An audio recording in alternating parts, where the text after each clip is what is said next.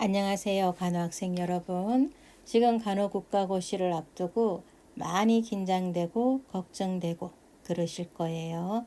지금 이 강의를 보는 시점이 미리 볼 수도 있고 아니면 며칠 안 남아서 볼 수도 있고 굉장한 압박감에 잠도 못 이루고 있을 겁니다. 알아요. 그러나 마음을 다시 다잡고 지난 4년간 배운 것이 머릿속에 없다고 느끼더라도 반드시 어딘가에 남아있기 때문에 우리는 마지막에 마지막까지 최선을 다해야 한다는 것입니다. 마지막까지 포기하지 않는 사람만이 승리합니다. 그러면 국시 통과하는 날까지 최선을 다해 봅시다. 첫 번째 성인 간호학 소화기계 파트부터 나가겠습니다. 소화기계 부분만이라도 확실하게 컨셉 잡고 국시 보러 갑시다. 그럼 소화기계 구조부터 들어가겠습니다.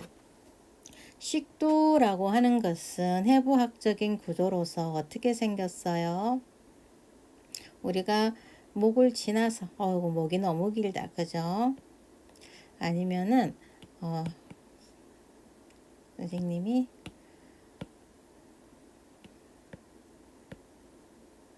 요거를 가지고 설명을 할게요. 해부학적 구조는 기도 뒤에 위치를 하고 있죠. 식도 길이는 성인은 22cm 정도가 된답니다. 22cm 정도가 되고요. 지름은 2.5cm가 되는 거죠. 횡격막을 가로질러 위와 연결이 되어 있어요.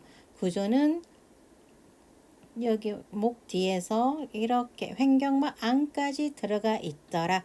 요거를 기억해 주시면 되실 것 같고요. 식도 분비물, 즉 점액이죠. 점액을 분비해서 식도벽을 보호를 하고 있는 거고요. 얘네들은 미주신경의 지배를 받습니다. 미주신경이라고 하는 것은 뭐예요? 부교감신경이죠. 부교감신경의 지배로 연화작용을 해서 식계를 위로 이동을 시키죠. 이동시키고 식도 하부 관략근 어느 부위냐? 이 부분이죠. 식도 하부 관략근은 위로 들어가는 음식의 양을 조절을 하는 거고요. 식괴가 윗속으로 들어가면 역류 방지를 위해 관략근을 꽉 닫습니다. 그런데 역류성 식도염은 뭐예요? 이 식도 하부 관략근이 이완이 되어서 위속에 있는 내용물이 위로 올라오기 때문이겠죠. 그래서 역류를 한다. 역류성 식도염이다. 이렇게 명명을 합니다. 그러면은 기본적인 지식을 가지고 문제를 한번 풀어볼까요? 자, 최근 김 씨는 위식도 역류 질환으로 진단을 받았다고 합니다. 간호사에게 위 내용물이 왜 역류되는지 물었대요. 아래 내용에서 옳은 것은 이라고 했습니다. 우리가 문제를 풀을 때 이 문제에서 요구하는 게 뭐냐? 진단을 받았는데 왜 역류가 질환이 생겼느냐? 이렇게 묻는 거잖아요. 즉 묻고자 하는 게 뭐예요? 역류가 생긴 이유에 대해서.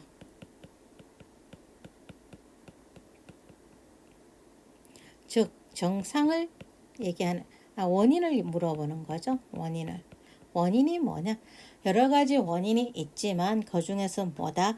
식도 하부 관략근이 이완이 된 거죠.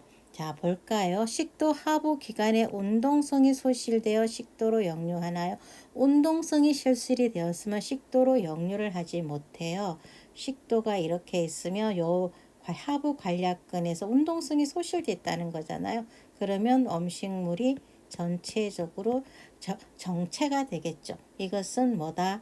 이완불능이다. 식도 이완불능이다 라고 명명을 해요. 그러므로 1번은 아니더라.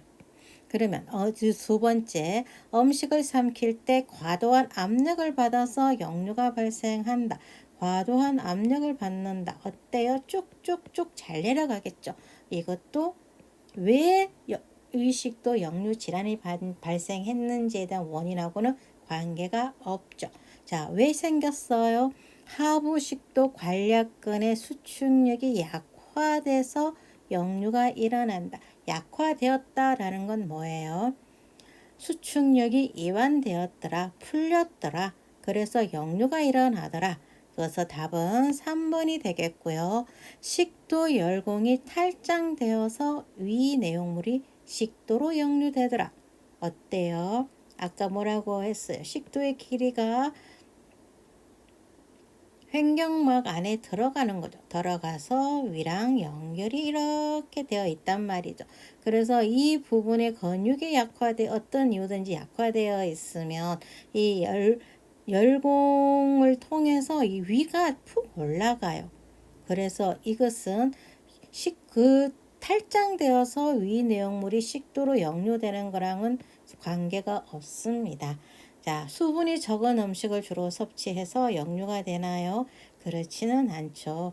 이것 때문에 식도염이 생기려면 상당히 오랜 시간이 있어야 될 것 같고, 굳이 수분이 적은 음식을 먹었다고 해서 식도염이 생기진 않고, 이것이 왜 나왔냐면은 우리가 식도염이 생겼을 때 자세 조금 머리 올려주고요. 그리고 수분과 같이 섭취하라고 교육을 해요.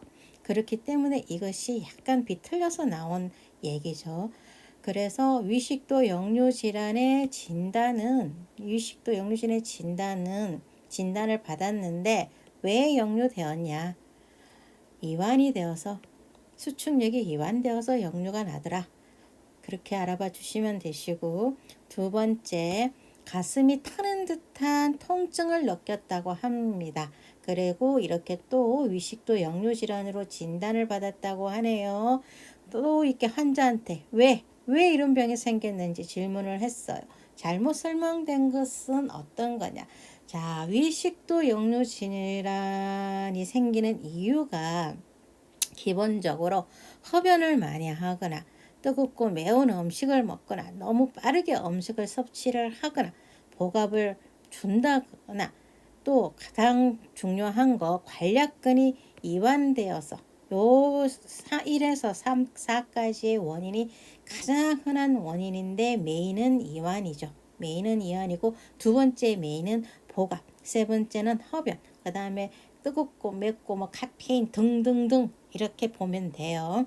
그래서 다섯 번째는 왜 틀려요? 머리를 높인 자세로 수면하셔서 그럴 수 있습니다. 이것은 뭐예요? 역류성 식도염이 생겼을 때 머리를 높인 자세로 주무세요. 그러면은 역류 질환이 좀 나아요. 이렇게 얘기를 하는 거예요. 그래서 이것은 잘못된 설명이더라. 이것은 원인에 대해서 묻는 건데 이것은 원인이 아니라 생기고 나서의 교육이죠. 이렇게 보시면 되시고, 그래서 위식도 역류 질환이 왜 생겼는지, 정상은 어떤 건지, 합병증은 무엇을 가져오는지, 그리고 그 위식도 역류 질환 진단은 어떻게 해야 그 진단을 받는 건지 그렇게 한번 보겠습니다. 자, 위식도 역류 질환 원인이 뭐예요? 결국은 부적절한 이완이더라.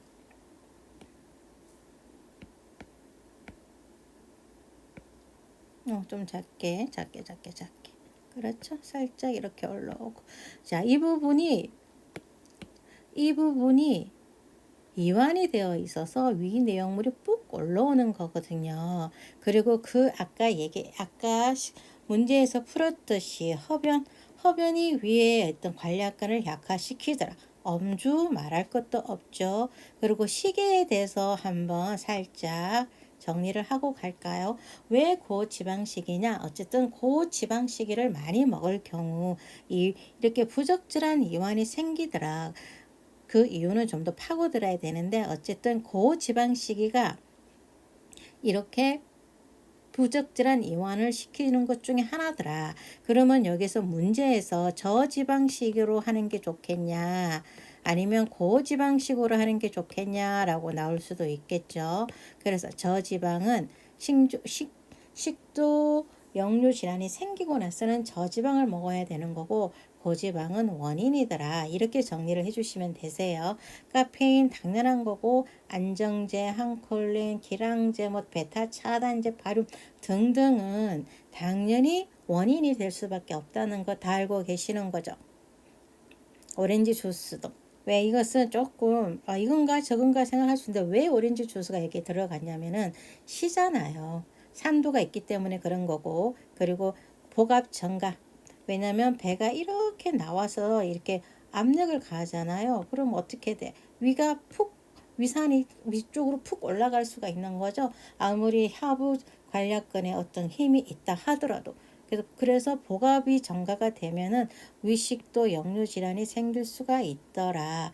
그래서 메인은 뭐다? 부적절한 이완이 있는 거고, 두 번째 메인은 복압 정가가 되어서 그럴 수도 있고, 세 번째는 흡연, 음주, 고지방 뭐 이러한 등등의 것 때문에 위식도 역류 질환이 생기더라. 그러면 그 증상은 어떤 거냐? 갑자기 또는 서서히 증상이 발현되더라. 그래서 가슴앓이도 생기고, 왜 가슴앓이가 생겨요? 여기죠. 횡격막 있는 부위가 가슴 딱 그 부분이잖아요. 그래서 가슴앓이란 말이 들어가는 거고요. 당연히 역류되는 거고요. 연하곤란, 연하통 이 두 개는 위식도 역류 질환에 국한되는 단어입니다. 위궤양이라든가 뭐 위암이라 이런데 연하곤란이란 말이 쓰지는 않아요. 연하곤란, 연하통, 트림 이것은 거의 식도염에 한정된 단어들이더라. 이렇게 기억을 해주시면 되시고요. 통증 양상은 식후에 발생을 합니다. 왜 그래요? 위식도 역류 질환이잖아요. 역류를 했다. 어때요? 여기 pH는 6.5에서 7.0이란 말이죠. 위 산도는 강산이에요. 2.5 정도 된단 말이죠. 그래서 2.5가 이렇게 푹 올라갔으니까 어때요? 산이 식도로 올라간 거잖아요. 그래서 통증은 식후에 발생을 한다. 왜? 이걸 알아야지. 밥이 들어가면은 위가 더 많이 일을 할 거고, 위를 더 많이 일을 한다고 하는 것은 산이 더 분비된다는 얘기고, 산이 더 분비된다고 하는 것은 위식도 역류 질환의 식후에 발생을 할 수가 있더라. 이것을 아셔야 되는 거고, 그래서 어떻게 해주냐? 산이 많이 발생을 했어. 어떻게 해줄래? 제산제 넣어서 그 산을 좀 중화시켜주고 통증도 약화시켜주는 거고요. 그리고 산이 많기 때문에 수분도 같이 시켜주면 좀 희석이 되겠죠. 그래서 완화가 된다는 얘기고요. 산이 많으면 뭘로? 제산제와 수분으로 그것을 희석을 시켜주더라. 그걸 알아주셔야 되고, 그러면 불편감 완화하기 위해서 어떻게 잘 누워야 되느냐, 서야 되느냐, 어떻게, 이거는 식도의 문제잖아요. 불편감 완화는 서거나 그러면 사라져요. 왜냐면 이렇게 식도를 타고 음식이 타고 이 다부 관략근, 소만, 본문, 위 이것이 서 있으면 얘가 위로 올라가는 게 덜하겠죠. 중력에 의해서 힘이 밑으로 받아주기 때문에. 근데 누워 있으면 얘가 역류될 가능성이 더 큰 거고요. 그래서 합병증은 이 식도가 계속 아파.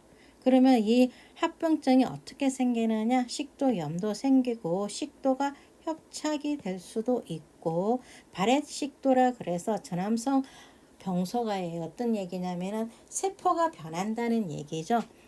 그래서 발해식도라 얘기하는 거고, 이것이 심해지면 식도암이 되는 거예요. 그리고 이렇게 기도가 아프면 만성 기침이 나는 거죠. 위액의 상기도를 자극해서 그러는 거고, 폐렴등은 왜 폐렴등이에요? 여기가 많이 아파. 그러면 음식이 여기 영국의 덮개가 이게 음식을 꿀꺽꿀꺽 살뜰 때마다 얘가 잘못 삐걱삐걱 하다가 기도 앞으로 들어갈 수도 있는 거죠. 음식이. 그래서 폐렴등이 생길 수 있는 가능성이 큰 거고요. 진단은 중요한 거죠. 진단은 전형적인 증상이 있는 경우는 정상으로도 진단합니다. 그게 뭐라 그랬어요? 연하통, 연하곤란 이런 게 역류성 식도염일 수도 있겠구나. 이렇게 진단을 할 수도 있는 거고, 실제적인 검사는 발음연화 검사 별 100개씩 듭시다. 자, 발음연화 검사, 식도경, 세포학적 위액 검사 등등등이 있지만, 첫 번째는 발음연화 검사가 가장 핫하더라. 두 번째, 24시간 식도 산도 감시법이라고 있는데, 이것은 어떻다? 확진 방법이더라. 위식도를 확진하는데 어떤 것을 쓰더라? 24시간 식도 산도 감시법이더라. 다시 한번 역류질환 확진 방법은 뭐다? 24시간. 확진 방법은 24시간 산도 감시법이더라. 발음연화 검사가 일단 첫 번째로 나가지만 확진은 24시간 산도 감시법이더라. 그 이유가 뭐냐? 24시간 식도 산도 감시법이라고 하는 것은 뭐더라? 식도 정상 pH는 6.5에서 7.0입니다. 산이 역류해요. pH가 4.0 이하로 감소를 한다. 이런 얘기죠. 위에 산도는 뭐다? 2.5 정도더라. pH가. 그래서 이것들이 푹푹 올라가면은 산 위에 6.5에서 7.0인 산도가 4.0 이하로 감소하더라. 그러면 뭐다? 역류성 식도염이라고 확진을 하더라. 이것을 잊지 말아 주세요. 그래서 역류성 식도염 검사 종류 파트로 한번 넘어가 보겠습니다. 지금까지 우리는 식도성 역류 질환에 대해서 원인에 대해서 이유에 대해서 알아봤어요. 그 부분에 대해서 기억해 주시고 검사 종류로 넘어갈게요. 최근 최 씨는 식후에 속이 쓰리고 목이 아프대요. 연하곤란도 있어요. 쉰 목소리, 가슴 통증. 자, 뭐예요? 뭐예요? 등목특, 방사, 뭐죠? 역류성 식도염이겠죠? 자, 역류성 식도염일 때 어떠한 검사를 해야 되는가? 어떠한 검사를 해야 되는가? 자, 심장 초음파, X상, 발음연화, 발음관장, 간담도 조영술. 뭐예요? 발음연화 검사더라. 왜 그렇죠? 연화. 꿀꺽꿀꺽 검사를 해야겠더라. 심장 초음파는 이거 속쓰려 목 아파? 통증 있어? 심장 초음파 고를 수도 있지만 아니더라. 아까 뭐라고 그랬어요? 연하곤란은 어디에 들어간다? 어디에 들어가는 국한된 단어다? 식도 연하곤란에 들어가는 단어더라. 그리고 통증 등목특 왜요?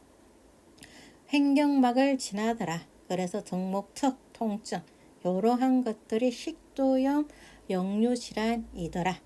역류질환에 해당되는 단어들이더라. 딱 이렇게 결정을 하시고 기억을 하시고 심장 초음파 검사는 아니고 S상 결장경은 뭐예요? 직장 쪽이겠죠. 발음 연화 꿀꺽꿀 연화가 뭐예요? 잘 삼키는지 안 삼키는지 그 검사를 하는 거 요게 맞는 거고 발음 관장은 뭐예요? 이것도 직장이죠. 발음 쪽으로 그죠? 간담도는 말 그대로 간담도 조영술이니까 이거하고는 크게 관여가 없어요. 얘도 소화기계 기관이지만은 식도염하고는 크게 관여가 없는 거죠.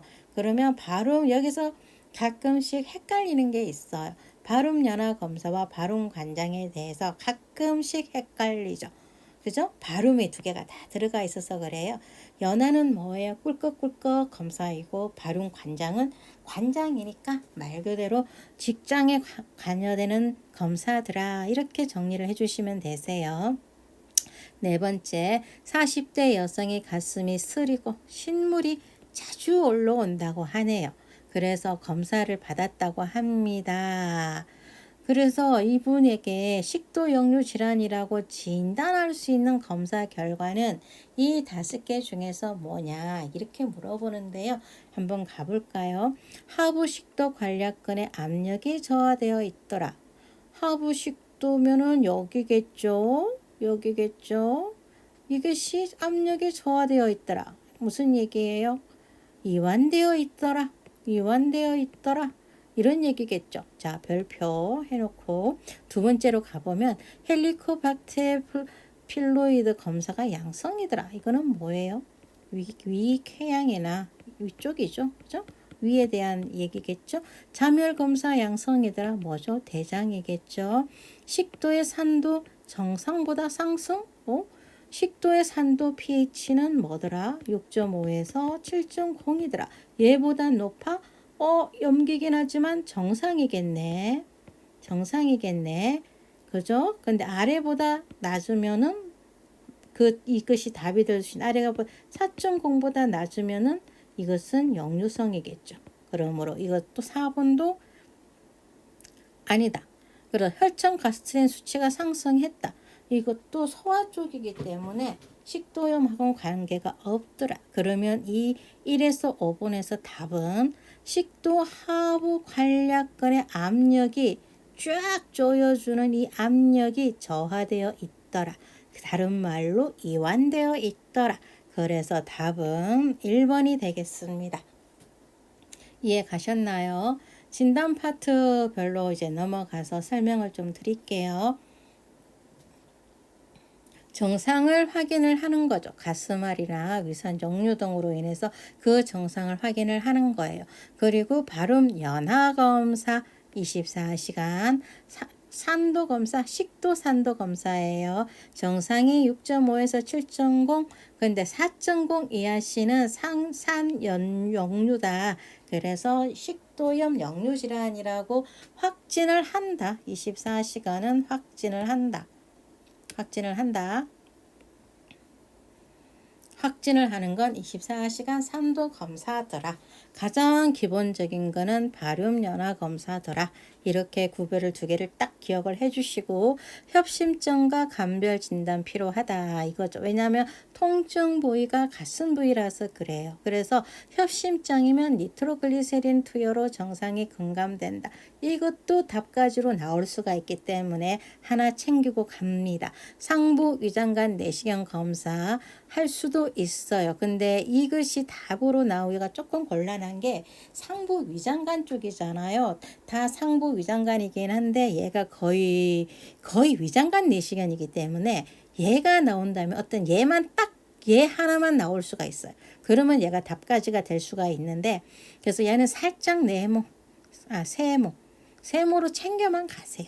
자, 식도 조형 검사, 혈액 검사 등등이 있다고 하지만 연하 24시간, 니트로글리세린 요 정도로 요 부분 번스테인 검사. 요게 어떤 거냐면은 하나, 둘. 이게 1번이고요. 이게 2번이고요. 요거 한번 3번으로 챙겨서 갑시다. 가스말이 정상이 역류에 의한 것인지 아닌지 확인하기 위해서 위식도 역류 유발하는 검사가 번스테인 검사예요. 그러니까 한마디로 그냥 타는 검사다. 번스테인, 타는 것을 유발하는 검사다. 이렇게 외워주시면 되고 어쨌든 뭐 검사 전 8시간 검식해줘야 되는 거고요. 방법이 어떤 거냐. 비위관 삽입하죠. 그리고 위액을 흡인을 해요. 일단 1차적으로 위액을 흡인한 후에 생리식염수와 0.1 염산을 교대로 주입을 해요. 주입을 하면 아프겠죠. 그죠? 그래서 통증이 없으면 정상, 통증이 있으면 역류성 식도염이다 진단을 하는 거죠. 무슨 말인지 알겠죠?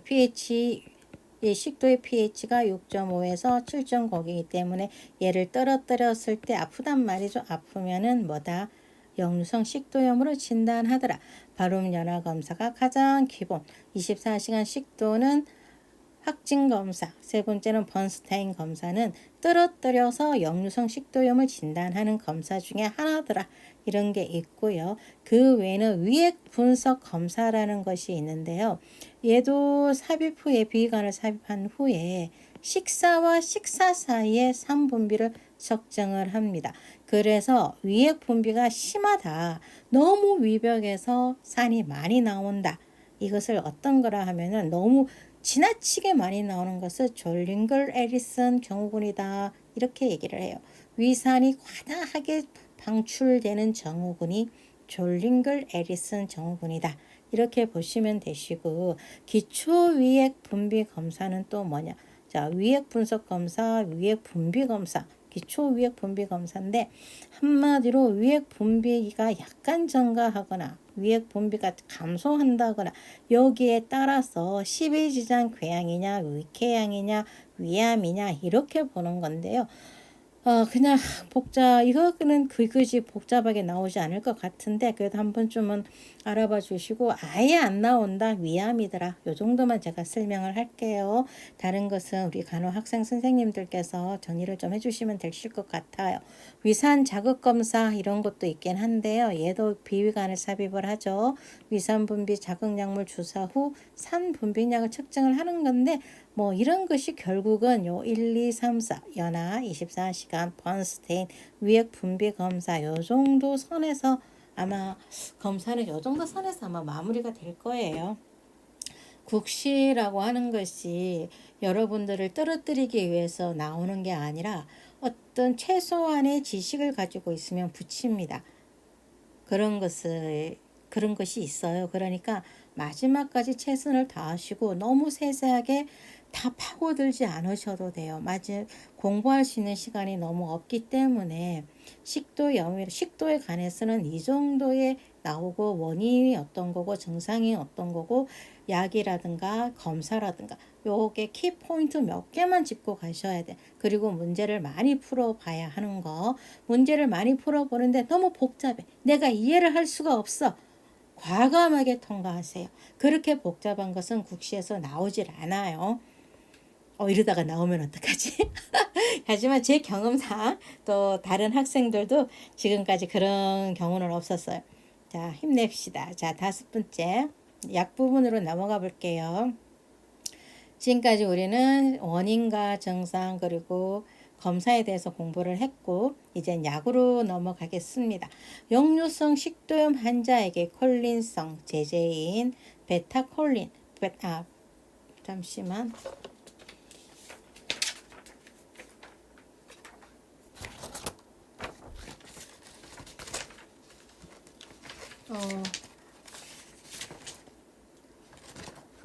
좀 준비한 게 있었는데 좀 없으니까 그냥 넘어갈게요. 역류성 식도염 환자에게 콜린성 제제인 베타네코를 투여하는 목적이 뭐냐? 베타네코를 투여하는 목적이 뭐냐? 이 이름보다는 콜린성 제제라 콜린성 이게 콜린성이라는 게 뭐예요? 콜린성이 교감신경이에요? 부공감신경이에요? 자, 여기에 대해서 4년을 공부를 했지만 여전히 헷갈립니다. 그죠? 콜린성은 부교감 신경 쪽입니다. 그래서 교감은 항콜린성이라고 하죠. 왜냐? 교감하고 부공감은 서로 기량이기 때문에. 그래서 교감은 항콜린이라고 부교감은 콜린성입니다. 그러면 부교감은 무엇을 지배를 하죠? 미주신경의 지배를 하고 이 미주신경은 무엇을 지배합니까? 소화기관을 지배를 해요. 부교감은 콜린이고 콜린은 미주고 미주는 소화기관을 관장합니다. 그래서 소화기관을 콜린성이 소화기계를 관장한다는 것은 어떤 의미예요? 무언가를 소화를 더 잘 되게끔 힘을 받쳐준다. 그 기관에 좀 더 힘을 더 일할 수 있게끔 그 원동력을 준다. 이런 뜻이겠죠. 그러면 그것이 입을 보면은 저작하는 힘을 잘 준다. 식도로 본다면 뭐다? 식도로 본다면 더 쫙쫙 음식을 잘 만들어서 이 관략근도 쫙쫙 잘 조여준다. 이 위쪽에서 본다면 어떻다?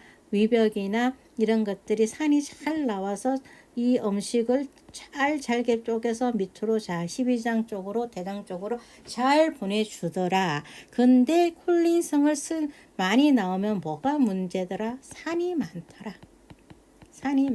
그래서 어떻게 제산제와 히스타민 기량제를 사용을 하더라. 식전과 식후로. 그래서 그런 거예요. 그래서 역류성 식도염 환자에게 콜린성 제제인 베타네코를 투여하는 목적이 뭐냐? 통증 완화를 위한 건가요? 위산 중화를 위한 건가요? 하부식도 관략근의 압력을 증가하기 위한 건가요? 삭힘 운동 증가를 위한 건가요? 위산 분비 억제를 위한 건가요? 여기서 가장 근접하는 것은 압력을 증가시키기 위한 거겠죠. 하부식도 관략근 이 부분에 압력을 쫙 조여주기 위해서 콜린성 부교감 미주신경 소화기관을 관장하는 미주신경 부교감을 더 활성화시키더라. 콜린성 제제가 교감은 뭐더라? 항콜린이라고 부르더라. 이렇게 알아봐 주시면 되고, 답은 하부식도 관략근의 압력을 증가시키더라 콜린성이. 그렇게 알아봐 주시면 돼요. 역류성 식도염 환자에게 제산제를 경구 투여할 때 설명할 내용으로 옳은 것은 뭐냐? 제산제는 뭐다? 위산 분비를 억제하죠. 제산제는. 척하면 착으로 제산제는 위산 분비를 억제하더라. 다른 거 다 볼 필요 없어요. 제산제는 위산 분비를 중화하고 억제한다. 그렇게 알아두시면 되세요.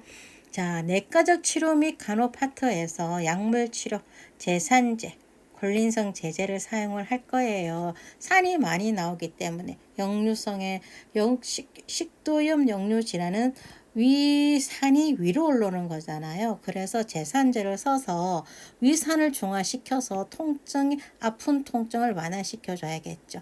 어떻게? 매 식전, 그러니까 비벽 산이 많아지기 전 1시간, 식후 또 산이 많아지겠죠. 2-3시간에 제산제 복용을 해준다. 그리고 히스타민 수용체 기량제 소용해 준다. 위산을 좀 덜 나오게끔 도와주는 거죠. 이 두 개는 나중에 위궤양이나 위쪽으로 넘어갔을 때도 이 약들은 꼭 나와요. 그래서 이 두 개는 일단 여기서 외우고 갑시다. 제산제 쓰고 H2 수용체 기량제 쓰더라. 그 이유가 위산을 안 나오게끔, 덜 나오게끔 도와주는 약들이더라. 그래서 만약에 이게 산이 지속적인 경우잖아요. 위산 분비 감소를 위해서 시메티딘, 딘딘이 아닌 티딘, 파모티딘, 티딘 등을 투여를 하더라. 이렇게 보면 돼요. 이것은 위쪽 파트로 넘어갔을 때 좀 더 설명을 드릴 텐데, 지금 이 위식도 역류 질환에서 약은 제산제, 콜린성, H2, 히스타민 수용체, 기량제, 요 정도 외워놓자. 요 정도, 이거는 어디랑 일맥상통한다. 위쪽 질환이 있을 때 약 쓸 때도 얘가 따라 붙기 때문에 지금 조금 이 헐렁한 파트일 때 요 3가지 외우고 갑니다. 자, 줍줍 해주시고, 금기약은 뭐냐? 콜린성 제제 아니군요. 아까랑 똑같은 건데 콜린성 제제죠. 베타네콜 투여를 한다. 그 이유가 뭐다? 콜린성은 부교감이고 부교감은 미주신경이고 미주신경은 뭐라는 애다? 소화기관을 더 활성화시키더라. 그래서 콜린성을 쓴다고 하는 것은 하부 식도 관략근을 쫀쫀하게 조여주더라. 그죠? 그래서 콜린성을 쓰더라. 그걸 알아봐 주시고, 위산 분비 증가시킴으로 어때? 아까 얘기했듯이 제산제, 히스타민 수용체 기량제와 같이 식전 1시간 전 또는 식후 2-3시간 후에 사용을 한다. 이렇게 알아봐 주시고, 금기약이 뭐냐? 이것도 가끔 얘랑 대비되면서 문제가 나오죠. 자, 항콜린은 뭐다? 교감이더라. 교감은 모든 신경을 활성화시키죠. 그런데 부교감 신경과 기량이기 때문에 미주신경, 즉 소화기관은 떨어뜨리죠. 그래서 항콜린성 약물을 쓰면 된다, 안 된다? 안 된다. 칼슘 통로 차단제 쓰면 된다, 안 된다? 안 된다. 하부식도 관략근의 압력을 감소시키며 위 배출 속도를 연장시키기 때문이에요. 고감신경은 뭐다? 소화기관을 약화시킨다. 그래서 압력을 감소시킨다. 그렇기 때문에 항콜린성은 쓰면 안 된다. 콜린성은 뭐다? 소화기관을 관장하는 미주신경이더라. 근데 미주신경인데 얘를 콜린을 쓰면은 하부식도가 쫙 조여. 조이는데 단점이 뭐다? 부교감 신경을 쓰기 때문에 얘가 위산이 더 분비가 되더라. 그래서 어떻게 제산제나 히스타민 수용체 기량제와 같이 산을 중화시켜주기 위해서 식전 식후로 이렇게 사용을 하더라. 이렇게 정리를 해주고 가시고요. 자, 식도염 교육 파트로 넘어갈게요. 40세 여성 김씨는 역류식도염 환자입니다. 이 환자가 정상 완화를 위해서 어떻게 해야 하는지 질문을 했대요. 어떻게 답변을 해야 되나요? 몸에 꼭 끼는 옷을 입어야 역류되지 않습니다. 그럴까요? 수면 시 똑바로 누워서 취침하세요. 어머, 똑바로 누워서 취침을 하래요. 그러면 되나요? 안 되겠죠. 취침 전 따뜻한 우유 도움되세요? 아니죠. 위산이 있고 역류식도염 환자는 식전 두세 시간 아무것도 드시면 안 돼요. 거의 취침 전 3시간 이후는 금식이라고 보시면 되시고, 저지방 식사를 하세요. 그렇죠. 저지방 식사를 해야 되는 거 맞고요. 식사 후 곧바로 안 되죠. 서거나 걸어서 소화를 좀 시키고 난 다음에 약간 머리 상체 이렇게 올려서 주무시는 게 좋고요. 그래서 일단은 답은 저지방, 아까 제가 시기에 대해서 조금 염두에 두라고 그랬죠. 고지방이 역류성 식도염의 어떤 원인이더라. 저지방은 식도염이 생겼을 때 저지방으로 조금 드셔라. 그것이 조금 통증을 완화시킬 수가 있다. 이렇게 시기를 교육을 해드리는 거고, 그래서 꽉 끼는 옷 안 돼요. 좀 헐렁한 옷 입으셔야 되는 거 있고요. 수면 시 살짝 머리 상체 올려서 더 주무셔야 되고, 취침 전 3시간 정도는 아무것도 안 먹는다. 저지방 식사해야 되고, 식후 바로 누우면 절대 안 돼요. 자, 위식도 역류질환을 진단받았다고 합니다. 통증을 관리하는 방법에 대해서 교육할 내용으로 틀린 것은, 이것은 뭐예요? 다 10가지 중에서 한 가지가 틀린 답이다. 그죠? 여기는 뭐예요? 여기는 4가지 중에서 네 가지 틀린 답 중에서 하나가 맞는 답이다. 그래서 맞는 것은, 틀린 것은, 이러한 것들을 잘 구별을 해주셔야 되는 거 있고, 그럼 한번 볼까요? 취침을 취할 때는 머리를 높이고 주무세요. 맞는 말이죠. 식후에 걷거나 서 있으면 정상이 덜할 거예요. 맞는 말이죠. 식사 전 공복 시 주로 통증이 발생할 수 있어요. 맞는 말인가요?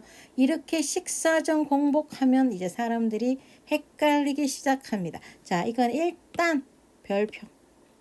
자, 별 해놓고 다른 데로 넘어가 볼게요. 제산제 복용하면 완화될 수 있어요. 그렇죠. 자, 이 위식도 역류 질환이 왜?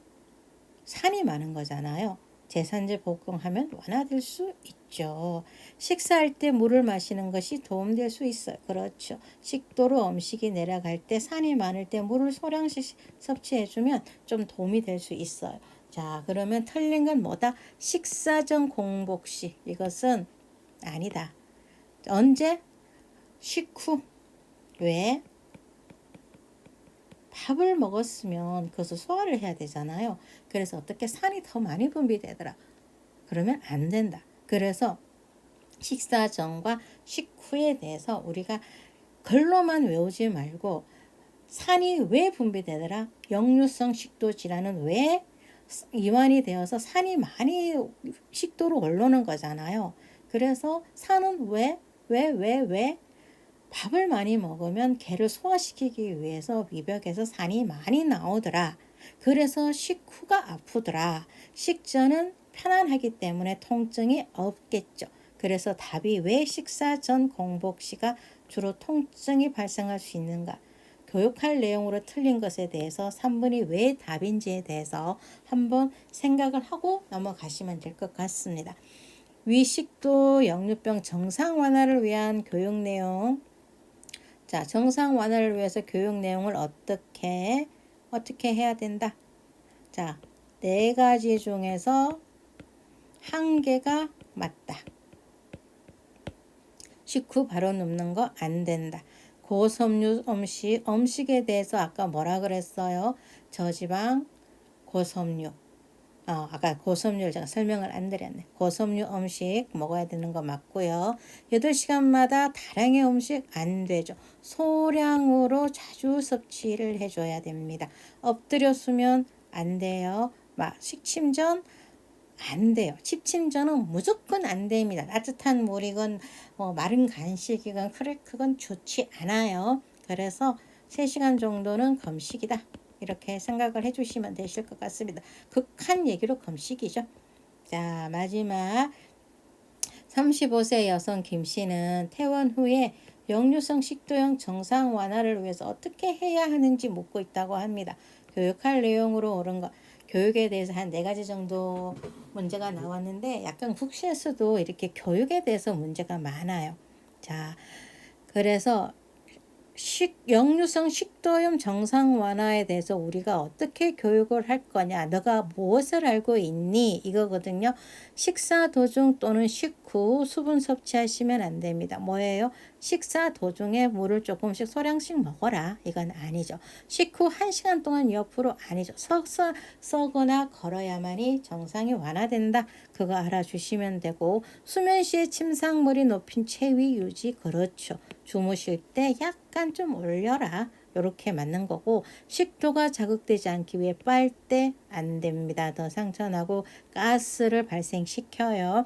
거의 빨대 넣으면 아니다. 이렇게 보시면 되고, 근데 뭐 나중에 뭐 착색되기 때문에 빨대, 그거는 맞는 말이죠. 하루 3회 규칙적으로 식사 아니죠. 규칙적인 식사, 소량씩 자주.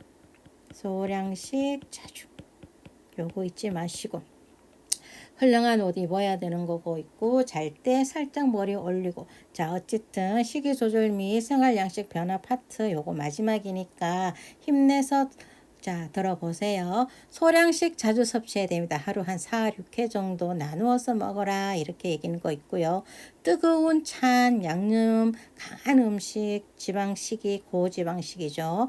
고지방식이 술, 커피, 초코, 감귤류 주스, 한마디로 산주스 이런 거 섭취하지 마라. 하지 마라. 비만인 경우는 어때요? 체중 줄여야죠. 왜죠? 그 원인이 있었잖아요. 이러한 원인과 식도 이완과 또 복압을 줄여라. 비만 같은 경우는 이 복압이 있기 때문에 체중을 줄이라. 그러한 얘기예요. 식후 1~2시간 동안 안전 자세 유지하자. 아니면 걸어 다니든가. 잠자기 전 3시간 내 음식 섭취하지 마라. 꽉 조이는 옷 입지 마라. 자, 식사 중 그죠? 적당한 수분 섭취를 해서 음식이 좀 더 쉽게 내려가게끔 도와줘라. 탄산음료 먹지 말고 빨대 섭취하지 마라. 가스 나온다. 가스 발생 음식 섭취 끄끄 트림 나오기 때문에 섭취 제한하자. 어떤 질환이든 생기고 나면은 그것을 정상으로 돌리기가 어려워요. 그래서 웬만해서는 초기나 그것 또는 그것 안 질환이 발생 이전에 건강 행위를 하셔야 해요. 아셨죠? 흡연 금지하셔야 되고, 아스피린, 페닐부타조 뭐 이런 것들, 해열 진통제, 항콜린제 등등등 뭐 이런 것들 복용하지 마라. 뭐 이런 걸 다 배울 필요는 없지만 우리가 알고 있는 거 있죠. 우리 건강 몸을 해치는 것들, 그러한 것들은 일단은 금지다. 누워서 식사하는 거 당연히 금지죠. 그렇죠? 자, 수면시 20cm 정도, 그렇다 뭐 이렇게 완전 반자위가 아니라 살짝 이렇게 좀 올려서 잠 주무셔라. 이런 얘기고요. 식후 힘주기, 복압 주는 거, 무거움을 결국 뭐예요? 아까 이게 복압을 주는 행위를 하지 마라. 근데 칠문가지에 답가지에 식후 힘주고 물건들 이런 거 나온단 말이죠. 그것은 어디에 해당이 된다? 복압에 해당이 된다. 복압을 올리는 행위에 된다. 복압 임신이라든가 이러한 것들을 기억을 하고 계셔야 됩니다. 그리고 앞으로 굽히는 자세, 이것도 뭐예요? 복압에 해당하는 거죠. 그래서 식이 조절 및 생활 양식 변화 파트 끝난 거 있고요. 소화기관에서 지금 첫 번째로 구강은 하지를 않았어요. 구강은 다른 데에서도 나오기 때문에 그거 살짝 정리해 주시면 되시고, 식도 쪽은 이 정도만 정리하셔도 충분히 문제를 풀 수 있다고 저는 생각을 합니다. 원인에 대해서, 구조에 대해서, 또 그 약에 대해서, 또 검사에 대해서 그러한 것들을 잘 줍줍 해 주시고, 그리고 마지막으로 마음에 드셨으면 구독과 좋아요 눌러주시고, 저는 또 다음 강의에 뵙겠습니다. 고생하셨습니다.